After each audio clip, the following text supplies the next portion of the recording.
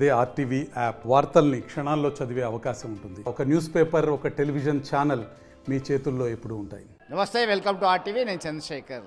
ప్రస్తుతం లోక్సభ ఎన్నికల ఫీవర్ దేశవ్యాప్తంగా ఉంది. హ్యాట్రిక్ సాధించాలనేటువంటి పట్టుదలతో భారతీయ జనతా పార్టీ నేతలు, కార్యకర్తలందరూ కూడా సిద్ధంగా ఉన్నటువంటి పరిస్థితి. అదే స్థాయిలో ఇండియా కూటమి విజయం కోసం ఇతర పార్టీలన్నీ కూడా ఆ కూటమి గెలుపు కొరకు కృషి చేస్తున్నాయి. అయితే భారతీయ జనతా పార్టీ మేనిఫెస్టో తయారు చేయడానికి సిద్ధంగా ఉంది. 1-2 రోజుల్లో మేనిఫెస్టో కూడా విడుదలయ్యేటువంటి అవకాశం ఉంది. మనతో రాష్ట్ర మేనిఫెస్టో కమిటీ మెంబర్ ఉన్నారు, భారతీయ జనతా పార్టీ ఎస్సీ మోర్చా ప్రధాన కార్యదర్శి, కర్ణాటక రాష్ట్ర ఇన్ఛార్జ్ ఎస్ కుమార్ ఉన్నారు. Kumar, welcome to RTV. ఎట్లా ఉంది పరిస్థితి?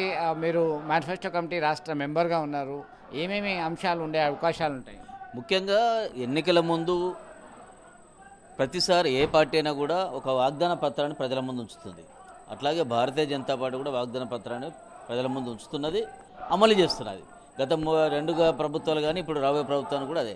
అయితే ఇక్కడ వేరే పార్టీలకు భారతీయ జనతా పార్టీకి భిన్నమైన తీరు ఏంటంటే, భారతీయ జనతా పార్టీ ప్రజల దగ్గరికి వెళ్ళి ప్రజల నుంచి వాళ్ళు ఏం కోరుకుంటున్నారు, ఏ అంశాలు పెడితే బాగుంటుంది అనే ఆలోచనతోటి భారతీయ జనతా పార్టీ ఒక ఆలోచన విధానంతో దేశంలో ఉన్న అన్ని రాష్ట్రాల్లో కమిటీలు ఏర్పాటు చేసి యువత, రైతు, మహిళకు సంబంధించిన కార్మికులు, అసంఘటిత కార్మికులు, దళితులు, గిరిజనులు అందరి దగ్గరికి వెళ్ళి వారి అభిప్రాయాలను తీసుకొని దాన్ని క్రోడీకరించి రాష్ట్రంలో చర్చించిన తర్వాత జాతీయ పార్టీకి పంపించడం అనేది ఒక కార్యక్రమాన్ని నేషనల్ పార్టీ మాకు ఇచ్చింది. అందులో భాగంగానే నేను కరీంనగర్ పార్లమెంటు పరిధిలో యువతకు సంబంధించిన అభిప్రాయ సేకరణ చేయడం జరిగింది.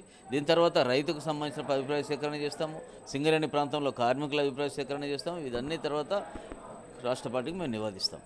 సో ఒకటి చెప్పండి, ఇటీవల కాలంలో మన తెలంగాణ రాష్ట్రం విషయానికి వస్తే 8 స్థానాలు సరిపెట్టుకుంది, ఓటింగ్ పర్సెంటేజ్ పెరిగింది అని చెప్పి బీజేపీ నేతలు భావిస్తున్నారు.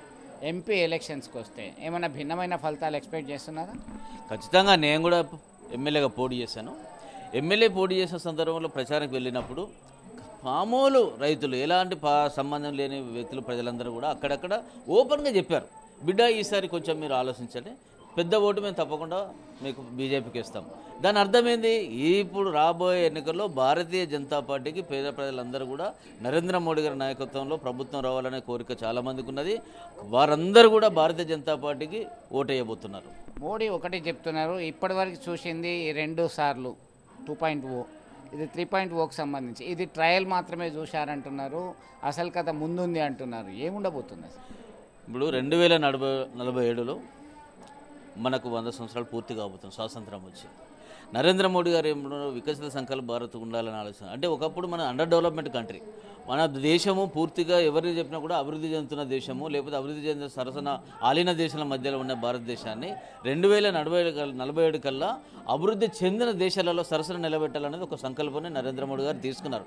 దానికి సంబంధించి ఇటు సాంకేతిక పరంగా కానీ, ఇటు శాస్త్రీయ పరంగా కానీ, ఇటు యువతకు సంబంధించిన కానీ ప్రతి ఒక్కరిని కూడా ఈ దేశము ప్రపంచంలో సరసన నిలబడాలనే ఆలోచనతో చేస్తున్న ప్రణాళికలో భాగంగానే 2047 కల్లా వికసిత సంకల్ప భారత్ అనే ఉద్దేశంతో పోతున్న ఎన్నికలు కాబట్టి తప్పకుండా ప్రజలందరూ కూడా నరేంద్ర మోడీ గారి వైపు, భారతీయ జనతా వైపే చూస్తున్నారు.